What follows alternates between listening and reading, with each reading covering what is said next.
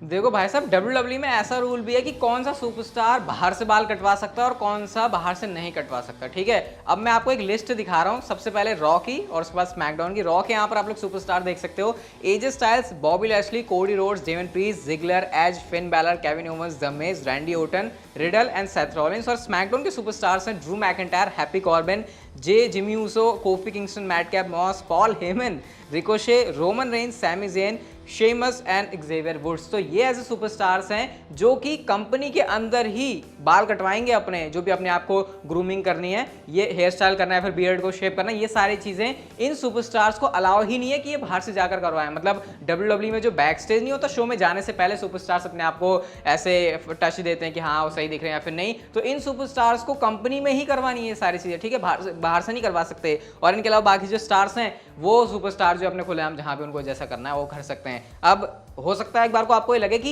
ये किस टाइप का रूल है, एंड एक्चुअल में सोचने वाला भी है, लेकिन थोड़ा सा गहराइयों में जाया जाए तो इसके पीछे है एक सही ठीक ठाक सा रीजन मैं कह सकता हूं। अब देखो बात ऐसी है कि डब्ल्यूडब्ल्यू सुपरस्टार्स के उनका लुक बहुत ज्यादा मैटर करता है। ये नहीं कि वो अच्छे दिखनी चाहिए या फिर बुरे दिखनी चाहिए, जो उनका कैरेक्टर है उस हिसाब से उनको अपना लुक कैरी करना होता है। तो आई थिंक ये रीज़न है कि जो डब्ल्यूडब्ल्यू के ऐसे हेयर स्टाइल करने वाले या फिर जो भी होते हैं ग्रूमिंग के बंदे, इनको पता होता है कि सुपरस्टार्स को कैसे रखना है कि वो हमेशा वैसे ही दिखें जैसे वो पिछले हफ्ते टेलीविजन के ऊपर दिखे थे। अब सोचो रोमन रेंज का भी हेयर स्टाइल कुछ अलग तरीके का है, थोड़ा सा भी उसमें चेंज हो जाता है। लाइक यहाँ से आपने देखा होगा कि अपनी जो नंबर है वो काफ़ी कम रखते हैं, तो अगर उसमें थोड़ा भी ऊपर नीचे हो जाए तो हर बार रोमन रेंज डिफरेंट नजर आएंगे शो के ऊपर। और आप ऐसे देखते नहीं हो जब मूवीज़ वगैरह की भी शूटिंग होती है तो कितने 2-3 महीने की शूटिंग चलती है, लेकिन उनका लुक हमेशा सेम रहता है। तो काइंड ऑफ ये भी एक सिमिलर चीज़ है कि डब्ल्यूडब्ल्यू आई थिंक ये सुपरस्टार्स काफ़ी इंपॉर्टेंट है उनके लिए कि हाँ ये तो वैसे ही रहने चाहिए। पॉल हेमन का भी इसमें नाम है, ठीक है, और ऐसे का भी नाम है जो अपना सिर पे बाल ही नहीं रखते, लाइक कॉर्बिन,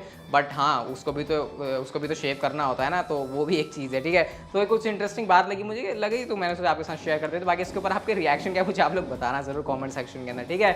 अब रिसेंटली एक वीडियो तो आपने देख ली होगी पक्का, जहां पर रोमन रेंस, एक छोटा रोमन रेंस देखने को मिल रहा है, छोटा नहीं एक्चुअली हाँ छोटा ही है, साथ में जिमी जे ऊसो और वाइज मैन पॉल हेमन। तो ये वीडियो है और साथ में आप लोग देख सकते हो जो ब्लड लाइन है वो खुद से इस वीडियो के ऊपर रिएक्ट भी कर रही है। यहाँ पर आप देख सकते हो भाई, सबसे पहले तो ये बंदा कितने कमाल तरीके से रोमन रेंस का जो रोल है उसको प्ले कर रहा है। और पॉल हेमन यहाँ पर ये भी कह रहे हैं कि ये हमारी कॉपी कैसे कर सकते हैं, इनके ऊपर हमको जो है केस वगैरह करना चाहिए। लेकिन रोमन रेंस कह रहे हैं कि नहीं नहीं, इन लोगों ने हमको एक्नॉलेज किया। और रोमन रेंस इस वाली वीडियो क्लिप को देख के काफ़ी ज़्यादा खुश हैं। मेरे को सबसे बढ़िया इसमें वाइज मैन पॉल हेमन लगा है, छोटा वाला भाई, उसके एक्सप्रेशन वैसे ही है जैसे पॉल हेमन देते हैं। और बाकी रोमन रेंस का जो फेस के ऊपर लुक है वो इस बच्चे का वो वैसे ही है जैसे रोमन रेंस रखते हैं, ठीक है। तो काफ़ी ये सिमिलैरिटी लगी और इतनी ज़्यादा वायरल हो गई। पहले तो मैं इसको सिर्फ सोशल मीडिया के ऊपर देख रहा था, उसके बाद मैंने इसको आई थिंक बीटी स्पोर्ट के डब्ल्यूडब्ल्यू के अकाउंट के ऊपर देखा, उसके बाद पॉल हेमन के अकाउंट पर देखा, और अब खुद से रोमन रेंस ने भी इसके ऊपर रिएक्ट कर दिया है। आई थिंक आपने वीडियो देख ही होगी अगर आप लोग सोशल मीडिया चलाते हो। तो बाकी इसके ऊपर आपके रिएक्शन है वो भी आप लोग मुझे बता सकते हो, ठीक है। स्मैकडाउन की व्यूअरशिप की बात करें तो लास्ट वीक से व्यूअरशिप घट गई है। लास्ट वीक की जो व्यूअरशिप थी वो थी 1.919 मिलियन व्यूअर्स, लेकिन इस हफ्ते स्मैकडाउन की व्यूअरशिप आती है 1.795 मिलियन व्यूअर्स, जो कि ऑब्वियसली घट गई है।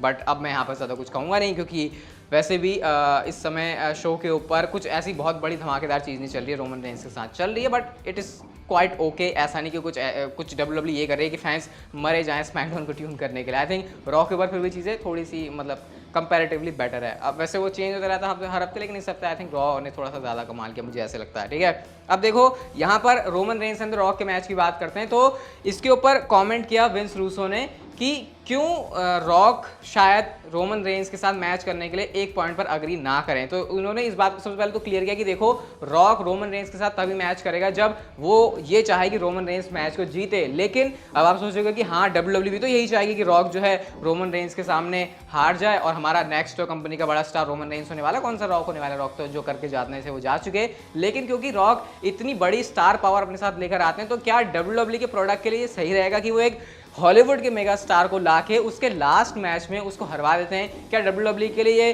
बैकफायर करने वाली सिचुएशन है? तो ये चीज़ शायद रोक सकती है रोमन रेंस एंड रॉक के मैच को होने से, या रोक नहीं सकती। तो इस बात के ऊपर काफ़ी ज़्यादा पंगे पड़ने वाले हैं कि इस मैच का रिजल्ट क्या होगा और इस मैच का विनर क्या होगा, क्योंकि रॉक तो क्लियरली यही चाहेंगे कि रोमन रेंस ही मैच को जीते। लेकिन एक डब्ल्यूडब्ल्यू के एंगल से सोचा जाए तो क्या वो एक मेगा स्टार को अपनी कंपनी लाकर हरवाएंगे, वो भी ऐसा मतलब जो कि इतना ज़्यादा फैंस के बीच में पॉपुलर है, फैन फेवरेट है? तो आई थिंक ये सच में एक सोचने वाली बात है। रेसलमेनिया 39 के अंदर आई होप इनका मैच हो जाए, क्योंकि मैं फिर से कह रहा हूँ मुझे रेसलमेनिया लाइव देखने जाना है स्टेडियम के अंदर। हाँ वैसे उससे याद आया, आईपीएल का जो ब्लॉग है वो कल आ जाएगा पक्का स्टेडियम वाला, ठीक है। 20-22 मिनट का है पूरा, उसको आराम से देखना, आपको ऐसी फील आएगी कि आपने खुद जाके स्टेडियम के अंदर देखा, ठीक है। तो कल आ जाएगा रोहित वाले चैनल के ऊपर। खैर उसके बारे में बात नहीं कर रहा, रोमन रेंस एंड रॉक के मैच के बारे में फिलहाल ये सिचुएशन है। अब आप मुझे बताओ आपको उसके अराउंड क्या लगता है, क्या मतलब ऑब्वियसली रिजल्ट रोमन रेंस के फेवर में ही जाना चाहिए मैच का, बट फिर भी डब्ल्यूडब्ल्यू के लिए कहानी तो है कि किस तरीके से उनको इस मैच का आउटकम निकालना है कि सारे लोग खुश रहें। डब्ल्यूडब्ल्यू के लोग तो ऑब्वियसली रोमन रेंस की विक्ट्री से खुश होंगे, रॉक के फैंस को कैसे खुश रखा जाए, और पूरे वर्ल्ड वाइड रॉक की वजह से जो मैच देखने आएंगे उनको क्या डिसअपॉइंटमेंट हो सकती है रॉक के हारने से। आई थिंक उस एंगल से हमने तो कभी नहीं सोचा, लेकिन डब्ल्यूडब्ल्यू शायद उस एंगल से सोच रही है, ठीक है। अब यहाँ पर रोमन रेंस को न्यू ब्रॉक लेसनर बना रहे हैं, ये क्या बात हुई भाई। हमने अब तक तो ये सुना है कि नेक्स्ट ब्रॉक लेसनर, ये रोमन रेंस को न्यू ब्रॉक लेसनर बनने की जरूरत क्यों पड़ रही है। तो गाइस डेव मेल्ट्जर के अकॉर्डिंग सेम ट्रीटमेंट जो कि अब तक ब्रॉक लेसनर को मिलती हुई है पिछले कुछ सालों में, वो ट्रीटमेंट रोमन रेंस को मिल रही है। रीजन ये है कि सबसे पहले डब्ल्यूडब्ल्यू का आइडिया है रोमन रेंस को टेलीविजन के ऊपर ऐसे दिखाना कि वो बंदा को कोई टच नहीं कर सकता, वो अनटचेबल है, उसके सामने हर कोई बंदा फीका है। और साथ साथ अब डब्ल्यूडब्ल्यू ने उनको इस तरीके से भी कॉन्ट्रैक्ट दे दिया है जो कि काफ़ी लिमिटेड डेट्स के ऊपर काम करेंगे, जो कि बिल्कुल सिमिलर है ब्रॉक लेसनर जो कि इतने टाइम में हमने अभी तक उनके रिटर्न के बाद से उनको देखा है, जो बहुत ही लिमिटेड शेड्यूल के लिए ब्रॉक लेसनर काम करते हैं। तो ये काइंड ऑफ इस हिसाब से कहना नहीं है कि हाँ ब्रॉक लेसनर नया ब्रॉक लेसनर, ये वैसे नहीं है कि हाँ रोमन रेंस को अपने कैरेक्टर में कुछ करने को नहीं मिला तो वो नया ब्रॉक लेसनर बन रहे हैं, लेकिन डब्ल्यूडब्ल्यू की नज़र में नए ब्रॉक लेसनर रोमन रेंस बन चुके हैं, क्योंकि जिस तरीके से अब डब्ल्यूडब्ल्यू इनको शो के ऊपर दिखा रही है, और अब तो भाई उनको कम डेट्स के ऊपर भी डब्ल्यूडब्ल्यू लाएगी, जो कि डिसअपॉइंटमेंट वाली चीज़ है फैंस के लिए, बट क्या कर सकते हैं हम, डब्ल्यूडब्ल्यू को इसी तरीके से अपनी कहानी को चलाना है। मैडकैप मॉस आपको पता है आप थोड़े टाइम तक डब्ल्यूडब्ल्यू के टेलीविजन से बाहर रहेंगे, क्योंकि स्ट्रेचर से उनको लेके जाया गया है। अब स्ट्रेचर से बंदा गया है तो भाई उसको सेल करने के लिए अगले दिन तो डब्ल्यूडब्ल्यू लाएगी नहीं, ऑब्वियस सी बात है, उसको थोड़ा सा ब्रेक देना पड़ेगा। तो आपको ब्रेक के बाद मैडकैप मॉस के कैरेक्टर में मेकओवर देखने को मिलने वाला है। वो कैसे, प्लान यहाँ पर ये है कि उनको नया थीम सॉन्ग दिया जाए और उनका जो रिंग गियर है उसको भी डब्ल्यूडब्ल्यू चेंज करने का सोच रही है। वैसे मैडकैप मॉस को मेरे ख्याल से सीरियसली लोग तब और ज्यादा रहेंगे जब उनका जो रिंग गियर है उसमें डब्ल्यूडब्ल्यू कुछ चेंजेस करेगी। मतलब वो वाला गियर तो ऐसा लगता है कि मतलब ऐसे अर्जी फर्जी सा लगता है मुझे मैडकैप मॉस के ऊपर। हाँ किसी और के ऊपर वो सूट कर सकता है, बट मैडकैप मॉस के कैरेक्टर के ऊपर इतना कुछ ऐसा खास लग नहीं रहा। तो अब मैडकैप मॉस आएंगे तो आपको शायद वो रीपैकेज होते हुए देखने को मिलेंगे, जो कि उनके लिए बहुत जरूरी भी है। तभी तो बंदे के अंदर ऐसे जोश आएगा ना कि अब उसको जो है बदला लेना है कॉर्बिन से। और मैं तो उस मौके का वेट कर रहा हूँ कि कब वो सीन आता है जब बढ़िया करके धुलाई करते हैं मैडकैप मॉस कॉर्बिन की। स्मैकडाउन वुमेन्स चैंपियनशिप, क्या ये चैंपियनशिप डब्ल्यूडब्ल्यू के अंदर नहीं है? मैं ऐसा क्यों कह रहा हूँ, क्योंकि स्मैकडाउन वुमेन्स चैंपियनशिप ही है, लेकिन शायद उसके नेम में चेंज है, क्योंकि रिसेंटली जिस तरीके से मेंशन किया गया पैट मैकेफी की तरफ से भी नाम, रोंडा राउजी की तरफ से भी नाम, उसको स्मैकडाउन वुमेन्स चैंपियनशिप नहीं स्मैकडाउन चैंपियनशिप कहा गया। और इस बात को कमेंट्री टेबल से पैट मैकेफी के मुंह से भी सुना गया। लेकिन हाँ अगर माइकल कोल की बात करें और जो रिंग अनाउंसर उनकी बात करें तो उन्होंने इसको स्मैकडाउन वुमेन्स चैंपियनशिप ही कहा है। अब अगर डब्ल्यूडब्ल्यू नेम को चेंज करे तो शायद इसके पीछे एक आइडिया हो सकता है कि स्पेसिफिकली उसको विमेंस चैंपियनशिप कहने की जरूरत नहीं है, ऐसा सोचना हो सकता है रोंडा राउजी का, क्योंकि इस तरीके से लगेगा कि नहीं ये तो विमेंस के लिए है सिर्फ, मतलब समझ रहे हो ना, अगर उसके अंदर विमेंस वाला टाइटल डाला तो ऐसा थोड़ा सा मतलब कुछ अजीब सा लगेगा, मतलब पता नहीं मैं समझा नहीं पा रहा हूँ। लेकिन आप सोचो स्मैकडाउन चैंपियनशिप और SmackDown women's championship, I think लग रहा है स्मैकडाउन चैंपियनशिप कहने में लग रहा है कि हाँ वो सच में चैंपियंस की चैंपियनशिप है। बाकी वुमेन्स चैंपियनशिप के लिए लग रहा है कि वो स्पेसिफिकली वुमेन्स के लिए, ऑब्वियसली है तो वो वुमेन्स के लिए, लेकिन शायद हो सकता है ये वाली नए आइडिया के साथ डब्ल्यूडब्ल्यू इसके बारे में सोच रही हो। पता नहीं क्या इसके बारे में डिटेल्स है, लेकिन अगर नाम में आपको चेंज देखने को मिल जाए तो शायद इस हफ्ते डब्ल्यूडब्ल्यू ने उसको टीज किया है। देखो फिर नाम में क्या चेंज होता है नहीं। आप देखना चाहोगे वैसे चेंज, मुझे आप लोग बता सकते हो कमेंट सेक्शन के अंदर। स्टैमफोर्ड के अंदर विंस मैकमैन और लिंडा मैकमैन एक बहुत ही तगड़ी वाली प्रॉपर्टी बेच रहे हैं, जिसका एरिया है 3300 स्क्वायर फीट का, जो कि काफ़ी बड़ा होता है। और जो स्टैमफोर्ड के अंदर बिल्डिंग्स की अगर हम लोग बात करें तो ये टॉलेस्ट है स्टैमफोर्ड के अंदर। तो इसकी जो प्राइसिंग है वो भी काफ़ी हाई लगाई हुई है विंस मैकमैन ने।